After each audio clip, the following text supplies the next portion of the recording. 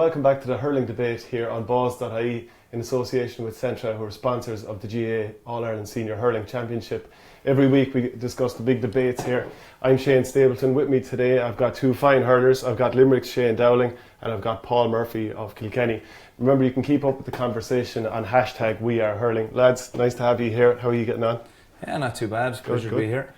Yeah, thanks very much, Shane. All good, yeah. Good stuff. So just looking back on the years for the 2E, Kilkenny, obviously this is the earliest they've been out of the championship since 1997. How do you reflect on the year?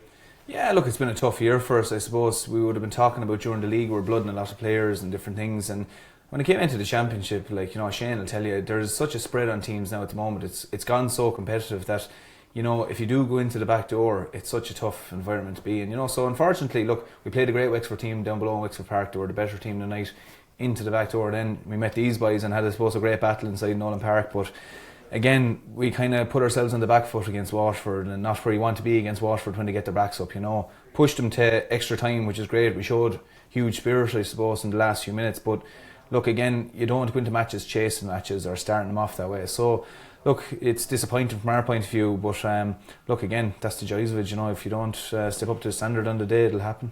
And Shane, you lost to Clare in Munster and then backdoor out to Nolan Park and unfortunately came up short there. How do you reflect on the year? Yeah, well, my heart bleeds for Paul now and all his boys. Like, you know, down in Limerick we've nothing, and they're the first time out since '97. But listen, a disappointing year for sure. There's no other way of glassing it up. A Munster semi-final, there was a huge prize. You win, worst case scenario, in an All-Ireland quarter-final, and we didn't hurl well enough in the day. It was probably a poor game anyway. And people were asking me, you know, who'd like to get in the qualifiers, and, you know, like, I suppose, you know, Westmeath gave to Tipperary and Offaly, and, you know, the couple, I suppose, the weaker counties. But, you know, we've played them the last couple of years, and, you know, I don't know how much we've learned from them. So my honest answer was Kilkenny and Nolan Park, and it's just happened that's the way it was. And I said, we go down there, if we're good enough, we'll win and we can push on, and if we're not, then we won't. Now, I'm not saying we weren't good enough. On another day we might have caught them or whatever, but at least we know where we stand now. And, you know, even from a form point of view, while Clare haven't held it up, you know, if Waterford do win in the coming weeks, well then, you know, we're not a million miles away from it, especially after Kilkenny run them so close. So there's always talk in Limerick that we've great young players coming through, underage success. There's minors and the under-21s have won Munster certainly in the last few years. And it just feels like that's constantly the thing, talking about the future, like we're building another team, and you just wonder, when are Limerick going to deliver, because you've got some excellent hurlers. Yeah, I was just going to say, like, the talking kind of has to stop now, because, well, I suppose, listen, when I came on in 2012, we 2012, 2013, 14 and 15, and, you know, that famous game in Croke Park against these boys in 14, and then since kind of 16 and this year, it has been kind of blood new players, and that has been the case, no matter which way you look at it. And our under-21s again this year, winning the Munster and into an All-Ireland semi-final. So I'd say another year or two we should have a fairly settled team and see where we go from there. Definitely this year was a learning curve for many people, management and players, and as a hurler you're always learning anyway. But another year or two we'd want to be showing something, definitely. And what about Kilkenny? People love saying Kilkenny are gone. Are they gone? No, I don't think they are, but of course I'm going to say that, I suppose. But no, look, again, I mean, you don't just disappear like that. And people often, like, I've joined the panel in 2011, and I was on the back of the Tipperary defeat in 2010. And, you know, the likes of myself and Colin Fennelly and Conor Fogarty, we all say the same thing. Like, we're constantly hearing that every year we play, you know, that in 2011 they're saying, no, look, they're definitely finished. They'll have maybe a bit of a spurt, but they won't do anything. 2012 after Galway bet us, said it again 2013. So, like, this is something we've dealt with, well, I've dealt with anyway for my whole career playing with Kilkenny Senior anyway. So look, again, it'll be talk for a while, and look, that's what it's here for. It's there for debate. We all like debating who's going to be there next year and who's going to be there and thereabouts. But from our point of view, look, I know I'll be mad for road, you know, once this year kicks off again. I know there's still teams playing the All-Ireland, but automatically my focus, as much as Shane's, it just kind of turns to next year straight away. You do watch the rest of the championship, but you're still vested so much in your own team, so you kind of just go, look, I'll watch the rest of the championship, but you're nearly already thinking of what's going to happen next year, you know, what way can I train getting ready for next year, things like that, you know. But your life, I suppose, how does that change now that you're knocked out a little bit earlier, you have a bit more social time? Do you even start wondering, just what am I going to even do with my free time here?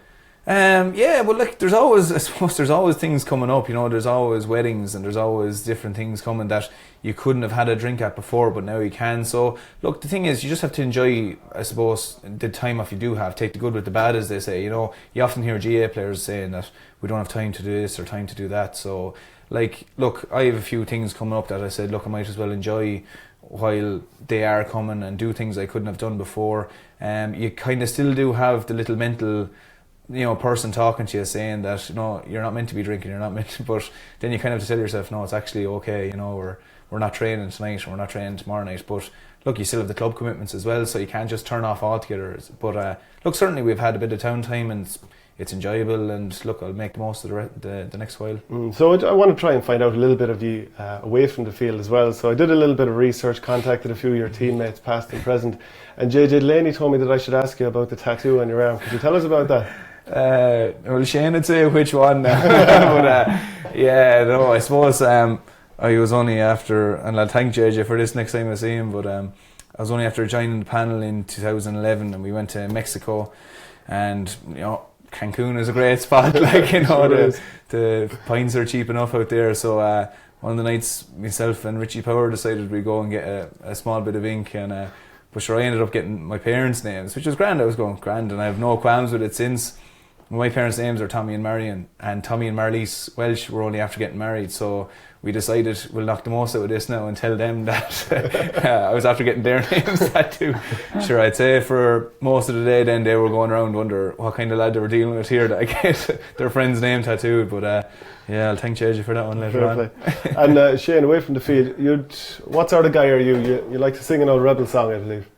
Yeah, no problem singing a rebel song. No. Would you sing one live? No, definitely not. No, I can't sing. I shout, I don't sing. But yeah, no, we had. I think after we won the All-Ireland Club there 2 years ago, and it actually fell perfect because on the match was on the Thursday, the Gold Cup was on a Friday, and in the Piercy in the clubhouse, it's always a big crowd anyway on Gold Cup Friday day, and it just happened to fall the day after we won the All-Ireland Club, and we got this rebel band. They play before the Wolfstones and everything, and it was right in our element now. But the biggest mistake I ever made was I was actually a couple of months previous. I ended up at a house party back at Brian Cooper's house. I know it's probably a touchy subject now after him getting the road there recently. The jockey, yeah. Yeah, obviously Gigginstown got rid of him, Michael O'Leary, as his first jockey. And a good buddy of mine, Mark Enright, we were at actually it was a Hurling for Cancer that's coming up next week actually in Kildare that Jim Bulger and Davy Russell are doing. And we went back to, I stayed that night and we ended up back in Cooper's house. And on the way out was the pair of his number one silks from Gigginstown. So at 5 o'clock in the morning, and I was well on it, and I took away the silks anyway, brought them back to Mark's house and went away home with him. It was about, I don't know how many months after anyway. So the day of the Rebel song and the Gold Cup and everything, Dan Cassack was a fancied horse ridden by Brian Cooper in the colours. So I said, I definitely know the day, about 3 o'clock, the race at 3:30, I said, I get the silks, I'll throw them on me. I said, I get a chair and stand up in front of the telly, and if Dan Cassack was to win, I said, this thing will be priceless.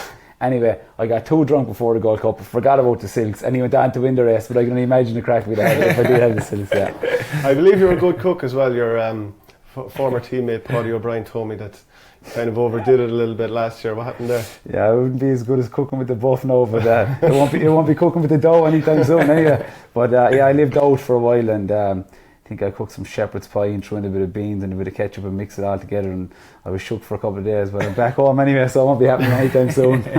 So Paul, you're big into the guitar. I believe anytime there's a social occasion and there's a guitar there, you want to do a small bit of showing off. I wouldn't call it showing off now. It's no more than him shouting a rebel song now. It's I should look at when the music dies down, everybody wants to sing songs, so I can string together a few songs now, but that's about it. So you'd be big into music, and I believe in Vegas you met one of your heroes. Can you tell us what happened there?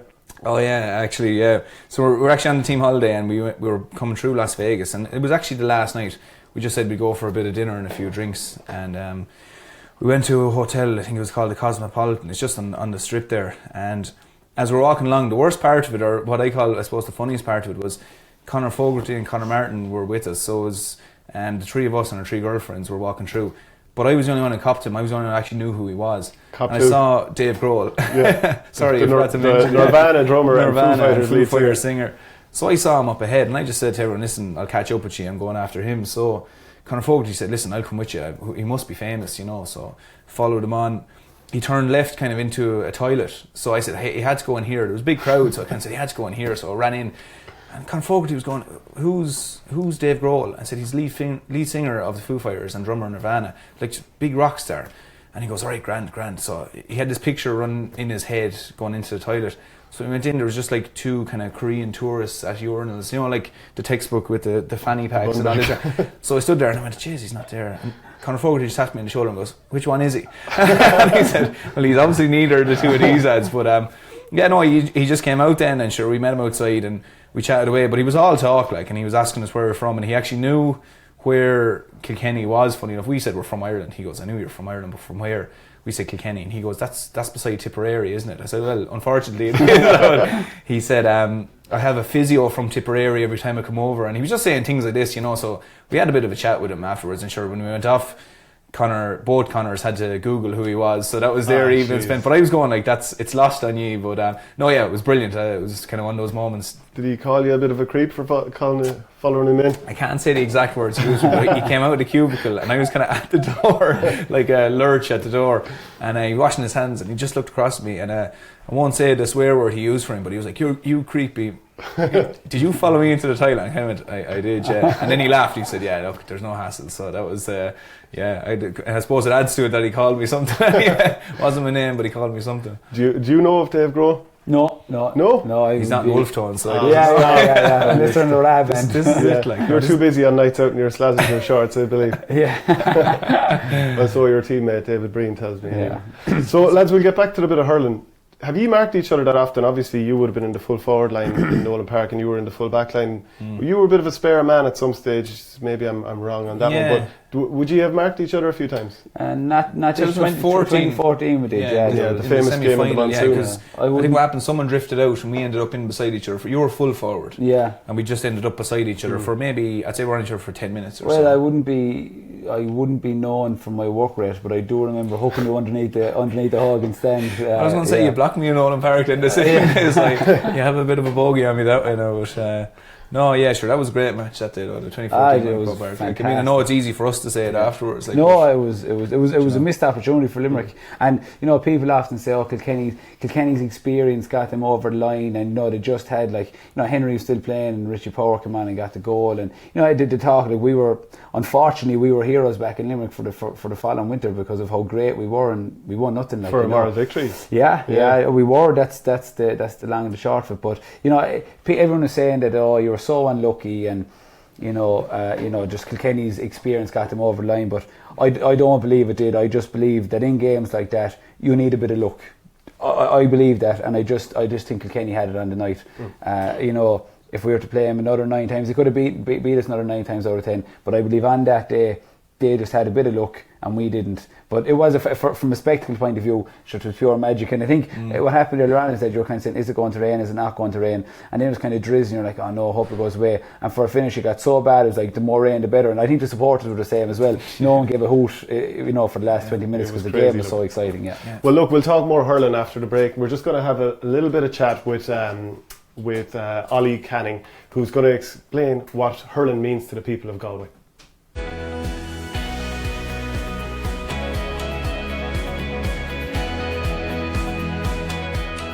I've had some great days with Galway as well. Playing in 2 All-Irelands, didn't win in All-Ireland, but playing in 2 were really, really special occasions, and even doing the parade around the field and the whole atmosphere around it was huge. It's fantastic to be able to produce the hurleys, and especially when you see some of the county players using the hurleys in big games in Leinster finals, Munster finals, in Croke Park and All-Ireland final day. That's really special to say that we've produced the sticks that the guys are using, and there's no better feeling, I suppose, for the lads in the workshop at home to see the hurleys being used on the biggest day of the year. That's the great strength about the GAA. It's the voluntary contribution that people make. And for years, nobody expected anything, and if you're successful, it's almost like a bonus. But even if you're not successful on the hurling field and you're not winning titles or not winning county finals, people are still putting in that work, whether you're playing right from the lowest underage level to junior hurling to intermediate to senior hurling, whatever level your club is at, you need the same type of people in every club, and without them the GAA simply wouldn't function. So hopefully that'll continue way into the future.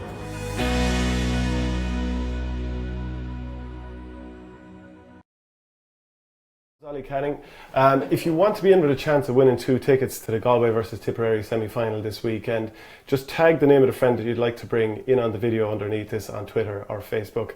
Lads, we had a question in there, just how bad was the rain in Croker in 2014, that All-Ireland semi-final? You've kind of touched on it. Yeah, I'll actually tell you how bad it was, right? I got a free 40 yards out, and no joke, I could not hit the ball. And I was looking, it was the worst I have ever seen outside of hurling in my life. And I could not, it wasn't possible to hit the ball over the bar. And I looked around, definitely looked right, and Declan Hannon was about 10 yards behind me, and I shouted at him, he had to do something, and he just ran past me, and I flicked it up like this, and I scooped it in front of me, and went about whatever the required distance is, 10 or 12 yards, whatever, and he just ran on and got the ball and hit it over the bar from about 20 yards out. Outside of that's how bad it was. You had the one-handed point that day, didn't you? Jeez. That's probably the nicest score you ever got. Yeah, I even remember actually that day though as well, the crowd at the lower levels actually started going to the upper levels. The upper levels were really more full than the lower, because if you look back in the video of it, there's very little people on the lower levels, so on the camera, from camera's point of view, it looks like there wasn't anyone at the match, but people actually resorted to going upstairs, so more people I'd say were actually upstairs in that match than were downstairs. But even in that, like, I was in the press box covering it for the paper at the time, and the rain was coming in at us as well. The whole thing looked like something that wasn't from this planet. No, it was nuts looking. Even looking at the canal end, I think the goalpost got a little hazy down there. For, let's say at our end in Hill 16, the second half, I remember looking down going, I can barely see what's happening. It was definitely outside it since I'm 24, and I've never in my 24 years seen anything like it. So there's another question in from Paul Burke. Who was the hardest man that you've ever had to mark? So probably each other. I suppose, like, I mean, the obvious one to say is, I suppose, on when you be in training, like, you obviously would have had to mark Henry and them, which is kind of an obvious one to say. But outside of that, like, there's some top class forwards that probably don't get the recognition past how far they go in the champ. Like the likes of Colin McGrath with Clare, like what Colin does, which is a great thing. It's a tough thing for a back, and I often say it to forwards is, he gets the ball, he turns and he looks at you and he runs at you, which is, often you have forwards who loop away from you or whatever, but the likes of him, a serious forward for doing that. And Shamey, obviously, and Shamey on his day was serious forward marking against Sir Joe Canning. But I suppose a hard one to pick for, I suppose, if you say Shamey on his day from another team, let's say, don't offend any of your own team. And Shane? Yeah, you could list off a load, like, it's very hard to pinpoint one, but my debut was 2012. We played Kilkenny in All-Ireland quarter-final, and again, down in Thurles, and again, like we had him. Well, once we had him rattled, but I think it was a draw at half time. There was a point either way. Like, it was a very good game again, and as you were just saying, like we were a youngish enough side or whatever. But with about 10 minutes to go, Tommy Walsh was there, and a ball came, and I just said, I go over and just try touch down in front of me and pick it up and let it in, and I went out and stuck up the hurley, and by the time we knew it, the ball caught over my head and drove over the bar. And that was only the only time I've ever marked him, and I said I wouldn't fancy that too many more times. Another question in from Derek Ryan is, how long will Cody stay? I'd say about another 48 years, I'd say. I'd have to be dragged out. Yeah, look, I don't know, to be honest. It's a question a lot of people ask, but look, Brian keeps his cards close to his chest. Like, I think there's still a lot of life in Brian in terms of management. He just, he loves it. Anytime you go in training, it's not a chore for him. He absolutely loves it, So Brian will go, I suppose, when Brian feels he's happy to. But from a player's point of view, I hope it's not anytime soon, which I don't think it's in Brian's plans anyway. So Galway Tipperary this weekend. It's the third semi-final in a row where they've played each other. Fourth season in a row that they've played each other in the championship. Like, in the 1980s, that was a pretty poisonous sort of relationship with the Tony Keady affair and all that. Where do you see it going? Shane? Yeah, I suppose, listen, you just said there 3 times 4 years, if Galway don't beat them this year, I don't see them beating them anytime soon. Like, when you look at it, first of all, I believe Galway should have beaten them last year. Or I could have beaten them, whatever. I agree with you. I think they probably should have. Yeah, so they should have, or they could have anyway. Now, Tipperary were going very well last year, and Galway were going okay. Galway are flying this year, and Tipperary are only going okay. So they have everything in their favours. They have not to my knowledge, they have no injuries, I don't think. They have a clean bill of health. They have everything in their favour. I'd be very surprised if Galway don't win. Now, Tipperary are coming in under ideal circumstances too. They haven't been fantastic. They have a lot to work on. People are writing them off, naturally enough. People are giving out about their full back line, but the reality is they're All-Ireland champions. They're back in Croke Park, and if you asked any of the Tip boys and Michael Ryan, where do you want to be at the start here, he says back in Croke Park, and that's where they are. And they can be dangerous animal now that they're there. So, you know, I do believe Galway will win. I think they're absolutely flying this year, and you know, all the talk down through the years of Joe, and you know, but a lot of people are playing well now this year. They're not dependent on Joe anymore, and Joe, so that's nearly taking the pressure off of him as well. So they have everything in their favour. Like as I said, if they don't beat them this year, I can't see him beating them anytime soon. Paul, just the last couple of years, the big doubts about Galway is, you know, they do well against you for maybe a half hour, and then all of a sudden it just seems like they were mentally weak against you. Maybe that's too simple. Last year in the Leinster final, I think Richie Hogan came on and scored 5 points from play after half time, and they collapsed against you a couple of times. Even against Tip in 2014, they kind of collapsed the last 20 minutes. Do you think there's any hope of a collapse? Like, they won the league final by 16 points, had a very easy Leinster, I think it's fair to say. Do you think there's any hope that the hype will get to them, that mentally they mightn't show up? Look, I suppose with any team, you know, like he was talking to Tommy there, like Tommy always had a great phrase in saying that in the week into a match, you know, you can't win the match, but you can lose it in the week into it, you know. And that goes down to basically what way are lads, you know, reacting to the last while. Now, Galway have had a few weeks off, and Tip are kind of, I suppose, going from match to match, so Tip have had less time. Tip maybe know how to deal with it a small bit better. But look, the thing about Galway is, I think everybody's commented on it, they look a different team. There's something about them that they just look different, they look confident. They didn't play their best against Wexford, but they still cruised to a victory. So, like, I mean, a team playing, I won't say a team playing badly, but the phrase of a team playing badly but still winning is a sign of a real dangerous team, you know.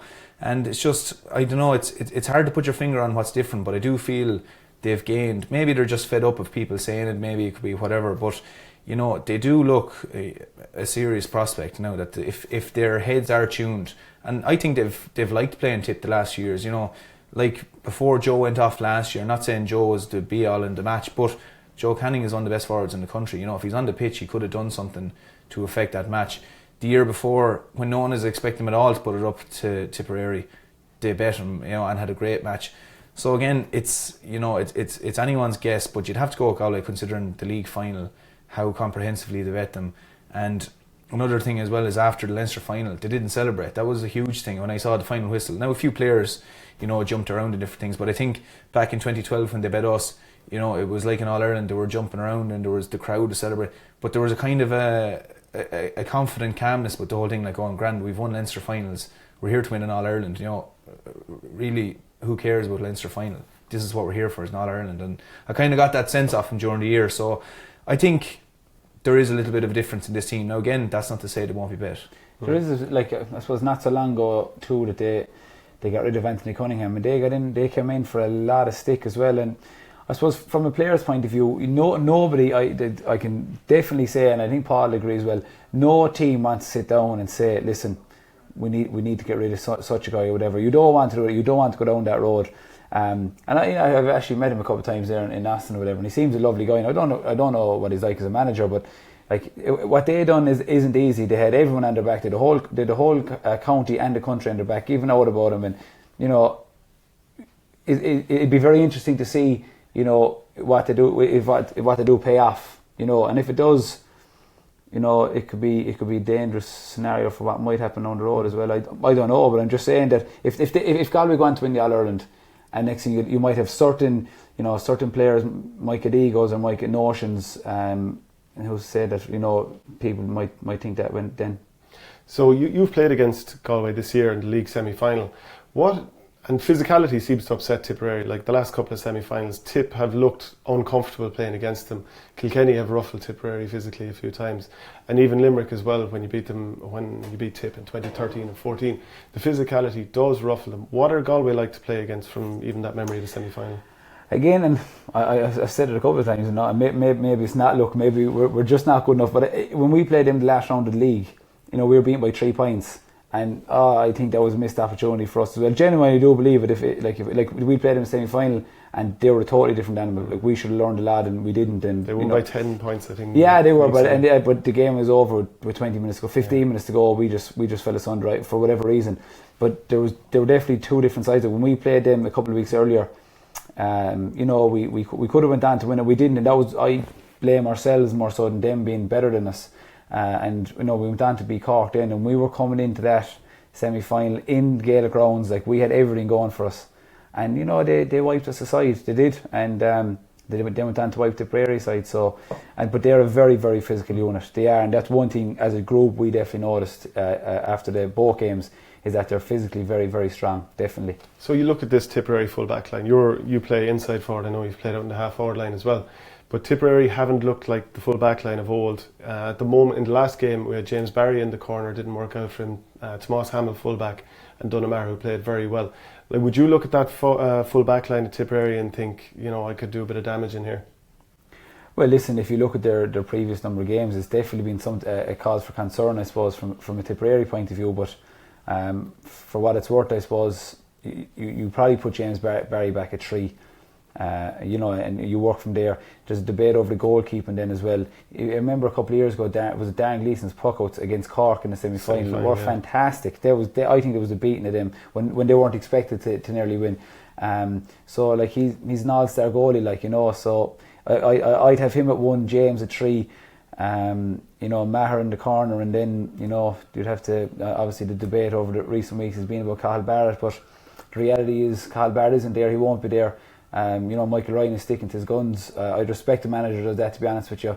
He's made, because it can't have been easy for him either. No, and this is what I like about him, because if he had egos, or if he notions, he'd be saying, I get him back in and have him come back because we've a greater chance of winning and look great at me. But he's not thinking about him. He's thinking about the team, and he's thinking about the panel, and he's thinking about the guys that have worked hard. And if he was to bring back in Cathal Barrett, well, then someone from the 26 has to be dropped off to 26, and he won't be talking about match day, and that's not fair either. So I greatly respect him for what he did and does, but at the same time he's still missing the cornerback, and he's going to have to get one. So at the other end, you've played against the likes of Callan and John Bubbles O'Dwyer and John McGrath. They scored 524 between them from play in the last 2 games against Dublin and Clare. What are they like to play against, and do you think they can get joy against Galway? Yeah, of course. I mean, they're top quality forwards, and obviously they can have their off days and that, but if they turn it on, they're capable of doing serious things, and the scores do speak for themselves. Again, the other thing you have to look at is the Galway backs. The likes of Daithí Burke there is really standing up, and he's a real leader for the back line there. So and also the Galway backs have done quite well against the tip forwards in the last while. But look, again, when you come down to All-Ireland semi-final, you can't hide from these things. You need a big game out of Seamus Callan, out of Bubbles, out of the McGraths. You need these. So the lads just have to kind of say, listen, obviously we're going to be going in marking a great defence here, but we're capable of scoring, as we've showed in the last few matches. We just have to get out there, work for each other. I suppose to work off the ball is more important than what they can do on the ball, because everyone knows what they're capable of doing on the ball, any one of the 6 forwards.